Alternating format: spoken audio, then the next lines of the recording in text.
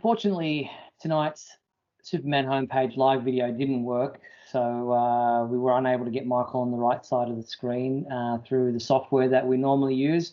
So since we set aside the time to talk about things at this time of the week, Michael and I thought, well, why not use what time we do have available left to us to discuss just between us. We'll upload it to YouTube, and while we won't get the fan reactions in the comments like we usually do, at least we'll have something for this week, because it was a big week in the world of Superman, in the world of DC, with DC FanDome, the online event taking place. Hey, Mike. Little bit of a big week. A little bit of a big week. Hey, Steve. All right, Good so Lord. without any further ado, because we've already wasted time trying to work out technical things before this, firstly, a bit of a mission statement for the Superman homepage.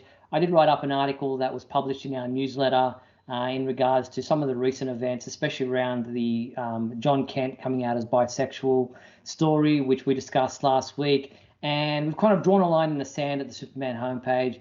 It's a new era. We are we're taking a harsher stand in regard to some of the comments and some of the things that we allow in our comments, not just on our website, but across our social media platforms. Yeah, for a very long time, we've taken kind of not a hands-off stance, because, my God, the moderation alerts that I would get just in the middle of the day for stuff, especially going over on Facebook.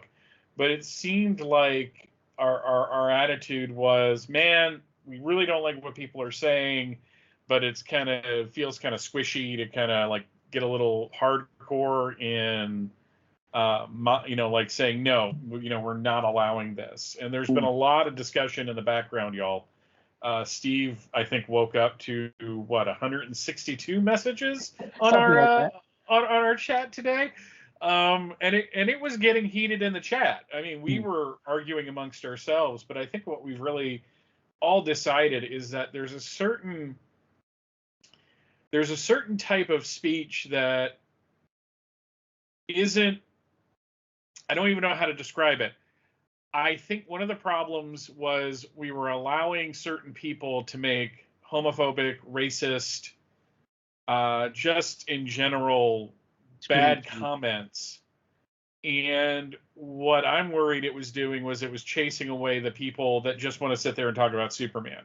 And we were allowing the bullies basically to have their say. And I think now is, especially with everything that's come down, I mean, this has been a horrible week. When the whole thing with Jonathan Kent got announced, I don't think I've seen more vile comments on the site and on Facebook. It was actually really kind of disheartening, and I think it just was kind of a wake-up call for us as a site that we're like, no, we can't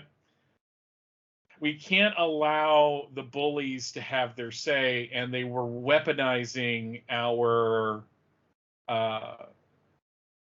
not acceptance but tolerance of them, and they were using it against us. And now is the time. It's like, no, that's not happening anymore. Yeah, and I can't tell you how many comments or messages of approval I've received since drawing that line in the sand, from people saying, look, I've been hanging in the background. I've been a big fan of your site for so long and what you guys do and the passion that you have for it, but I'd been scared away from participating because of the people who we're now eliminating from those forums, taking a charge and scaring them away. So that's what we want. We want people to come back. We want people to feel happy and safe about being a Superman fan in our forums. And, I'm telling you here and now, you use phrases like woke or social justice warrior, and you're out the back door. Sorry. Yeah. Not having that kind of stuff anymore. Yeah, and it's funny. One of the things that I said today in the chat was, look, we're not wanting to tell Snyder fans that they shouldn't like Snyder. Like if they come on and say Snyder's great, that's fine. That's a discussion worth having. But if you're coming on and saying get woke, go broke, I think was a common phrase. Or if you're just making homophobic or transphobic comments, there's just no place for that. And for those of you out there that are like, well, what about free speech? One, I want to explain to certain people, Steve and the site has no nothing to do with the Constitution of the United States. So for the people saying you're violating our constitutional rights, please learn about the Constitution and what that actually says. It doesn't say anything about what a website can and cannot control. But for me, I want our arguments to be fun. And they can get heated, and people can have disagreements about Superman because he's just that type of a character. I'm kind of misty and nostalgic for the days of right after Man of Steel, when everybody was at each other's throats. But at least we were at each other's throats over a fictional character and not insulting large groups of people. Yeah, exactly. And it's like you say about free speech. It's a private forum. There's no such thing as free speech. You come into my house, you can't just do what you want, jump around on my couches and, what have you. We have rules and expectations when you enter property, and that's what it is. It's our private. We allow you. It's a privilege to post on our comments and our forums. It's not your right. So we expect you to follow our rules and regulations. And if you want to say your kind of stuff and your free speech, whatever you think it is, do it on your own forums, on your own wall, your own Facebook feed, or whatever it might be. Don't come to our place and think you can get away with it. All right. The other big news item of the week that we need to discuss was during DC FanDome, Jim Lee took to center stage and said that they are evolving Superman's motto to truth, justice, and a better tomorrow. Now, again, this has been one of those news story items where the internet blew up and people started getting all patriotic, if you like, about, what's wrong with America, why are they showing what. To be fair, and I think what's his name, Kennedy Johnson, on the writer of Action Comics, Philip Kennedy Johnson stated that he just recently this year used truth, justice, and the American way in the comic book, and there was no backlash from DC Comics or the editors at DC Comics about using it. It's not that they're not using it. They've just decided to modernize, evolve, was the word they used, the slogan to better reflect today's society. Truth, justice, and the American way still fits, but it fit better in the 1950s when it was originally created. I think, a world where we are now so connected with everybody right across the globe, and so many people are reflective of what Superman stands for, while the tradition of the American way is still definitely something that people should aspire to, I think there's a new phrasing that is needed for today's world. Yeah, when you look at this is the problem when you have like a deep understanding of the history of a character. When Superman first came to the radio, he was the champion of the weak and the oppressed. That was, and it was a very New Deal type of idea for America. And then as we got into World War II and the Cold War started up, like a lot of other things in American society, a good example of this is the Pledge of Allegiance. There's a phrase in the Pledge of Allegiance, one nation under God. That was not originally in the Pledge of Allegiance. That was put in there in the 1950s. In fact, I went to a church at one point, one of the Catholic churches we attended. The Monsignor there was one of the people that had pushed for that. That was their big claim to fame of having him there, if a Catholic church can have a claim to fame. But it was put there to show the godless commies that, we had the big G on our side and we were going to win. And it was a way, and I'm making light of it. I'm not trying to be disrespectful. I hope that comes through. But truth, justice, and the American way was a similar thing. It was added to the Superman openings, especially on the 1950s live action series. And God bless Chris Reeve for being able to say it with a straight face in 1978, especially after everything that had happened in the United States in the 70s. And when you look at like all the other live action versions of Superman since then, I mean, in the second episode of Lois and Clark, it was truth and justice. They did not say the American way. When you look at Superman Returns, and I remember conservative talk show hosts having a field day with this back in 2006, when Perry White said truth, justice, all that stuff. You know, it was just like, well, why isn't the American way? You know, this has been something that has been a thing, and a better tomorrow is better representative of what Superman represents. He is an aspirational figure. So he is going to want to point towards a better tomorrow. And you said something before, Steve, and it was the first thing I thought of. Okay, the second thing. The first thing I thought of when this was announced was, oh crap, this is going to be a nightmare. The second thing I thought was, this world, look, you're in Australia and I'm in the United States right now and we're talking. Yeah. There isn't a huge phone bill being racked up because we're having a conversation. You know, the world is smaller. People are more connected than they have ever been, for good or ill. And especially here in the United States, we are starting to learn things about the rest of the world that may have been misrepresented to us in terms of whether it's good or bad. Mm-hmm. So it's not like I'm standing up and going, this is the greatest thing that ever happened and it should have happened, and thank Rao this is happening. But on the other hand, I'm like, this is the natural evolution of this character. So I had absolutely no problem with it. Yeah, and when you think about it, when you try to classify what does the American way stand for, it stands for a better tomorrow. Yeah, when you look at the better angels of our nature, and when you look at what people talk about, the good things about America, equality, life, liberty, and the pursuit of happiness. You know, unfortunately, there are a lot of really bad things about America. America, like every other country, has some skeletons in its closet. And right now, especially now in the United States, we're going through such a tug of war with things on a socio-political nature that I don't think anybody can agree right now on what is the American way. So you might as well Quantify it. go with something for a better tomorrow, which is, I think, like you said, something we all hope for. Plus, and maybe I'm going to be declared a heretic. You know, cue up Michael Shannon going, heresy. But Superman doesn't just belong to the United States. Superman belongs to the world. He is a worldwide figure. This isn't him renouncing his U.S. citizenship as he did 10 years ago. This is actually more positive than, this is the exact opposite of that. Because what DC is saying is that, no, he represents the aspirational figure that we should all look up to. You know, we're going to tell interesting stories about him. And it's not like Superman's going to say this like every issue. It's not like that's going to be his like charge into battle. It's just they decided this is the direction they're going in.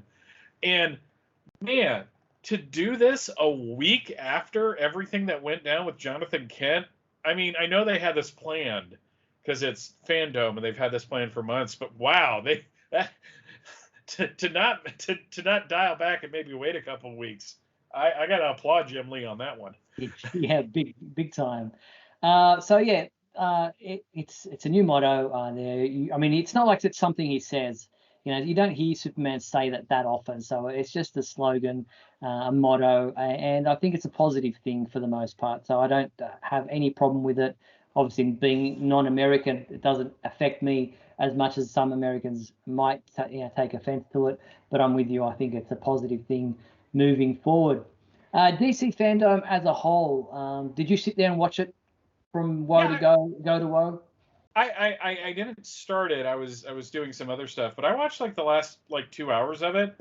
I was a little disappointed because last year it was like all day. Yeah. There was stuff constantly going on, and this felt more like a network special. Yes. Like like they put together, not so much a convention, but and I really think there's a certain robotic nature to the presenters sometimes. And I get it, you know, it's not an easy thing because they're probably sitting in like a giant green screen, so it's kind of hard. But I kind of enjoyed watching, you know, bits of the Smallville panel. I watched it after the fact, but the Supergirl Well, 6-minute thing was great. I thought that was really really heartfelt and warm, and it was neat singing Mehcad Brooks and Jeremy Jordan with the cast again. And it was all leading to that Batman trailer. But I got to tell you, that Flash trailer actually had me more interested than the Batman trailer. you and me both. You and me Yeah. both, because it seems like it's a multiverse, not just of its own story, but of the entire DC universe Mhm. of media. You Yeah. know, the fact that we get different Batman from different eras, from different movies, different Flashes, a different Supergirl. We may even see something indicative of the Superman Christopher Reeve movies at somewhere Yeah. in there. It's anything is possible in this movie. Yeah. And the fact that it started with the Elfman Batman score and not like a typical track that you would hear from that score. I was listening to it. I was just like, wow, and you had the Michael Keaton narration. Mm. There's two Ezra Millers in this. That was kind of like, okay. Completely changed the costume, and it looks great. Yeah, like a whole And it took only 2 hours to see someone complaining about it on Twitter, but but then just to see the cowl right at the end, and the shot of the actress's name is escaping Sasha me, but Calle. as Supergirl, I was just like, oh, this looks really cool. This looks Yeah, like it could be a lot of fun. exactly. So there were lots of different announcements. We got the Battle of the Super Sons CG animated movie coming, Hmm. and yeah, I mean that's cool. Yeah. That's Yeah, I mean, it's just like, I'm just so happy for Peter Tomasi and Patrick Gleason that this creation of theirs, of pairing those two characters and kind of making them a thing, is now going to go into other media, because it's just I'm glad they're doing what they're doing with Jonathan now, but to have something out there where they're kids mm. and it's more geared towards a younger audience, I think that's fantastic. And speaking of a younger audience, the DC League of Super Pets had a different new teaser released during DC FanDome, where we hear both Crypto and Ace, riffing with each other, with Ace taking a very long pee, and that was kind of cute. But they're also coming out with a video game that tie in with Hmm. DC League of Super Pets. The Adventures of Crypto and Ace is the video game. So they're going all out, and I think this is going to be a huge movie for DC movies, Warner Brothers, with a film like this, an animated film in the style or likeness of what we've seen with Up and Coco Hmm. and, Yeah. all those kind of films coming out in a cinema with Super Pets is just going to bring a whole new younger audience to these DC house of characters. Yeah, it was also exciting that even the Suicide Squad versus the Justice League trailer didn't really get, I mean, it looks interesting. It's just not, again, you're going down that road, but at the same time, people were really excited about it. And Yeah. I think that's what DC, it seems like DC now in the present day is finally what DC said it wanted to be like back in 2011. Mm. And I know that we haven't gotten the multi-movie series that Marvel has gotten, Mm. but I was looking at all these trailers of the Flash and of Black Adam Yes. and the Batman, and I'm like, they've got a real, and Shazam! Fury of the Gods looks amazing.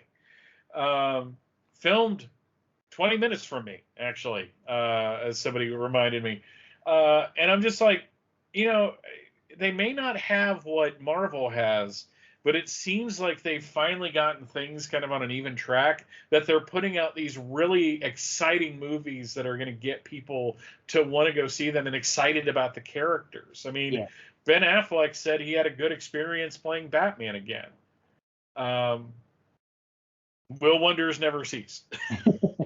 And then speaking of animated things, we've got the new model sheets for My Adventures with Superman, the animated series coming between HBO Max and Cartoon Network, which has already received a 2-season order. So we've got these model sheets of Jimmy Olsen, Lois Lane, and Clark Kent, which it's a completely different style to anything we've seen before in relation to Mm. Superman.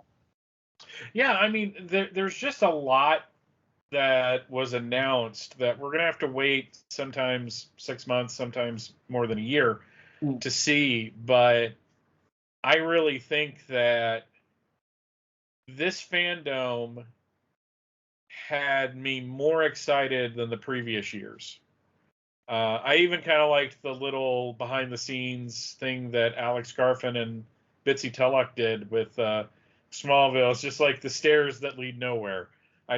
I thought that was hilarious. Great beyond. Yeah, that was really cool. And we saw a new trailer for Young Justice Phantoms, the new forthcoming season of the animated series, with the first 2 episodes now already available on HBO Max. So that's really cool. That kind of came out of nowhere. So and then new episodes will be available every Thursday beginning the 21st of October. So streaming exclusively on HBO Max, the new season of the Young Justice Phantoms, which is really cool for fans of that series. And I saw people complaining that there wasn't enough Superman stuff. I honestly think there was more Superman stuff this year than there was last year. When you add up all the little things, yeah, everybody was excited. They were all like, they kept saying, and coming up, the Batman trailer. I mean, yeah, that was their. But to be fair, that's their next big project coming to theaters. So obviously they're going to be more excited and pushing towards that. Yeah. So, yeah, I mean, would it be cool? Like, I watched The Rock on Twitter talking about the fact that Superman is vulnerable to magic and the power structure of the DC universe is now different. He's a wrestler. He's going to talk smack. I mean, that's what he. That's like in his DNA at this point. But that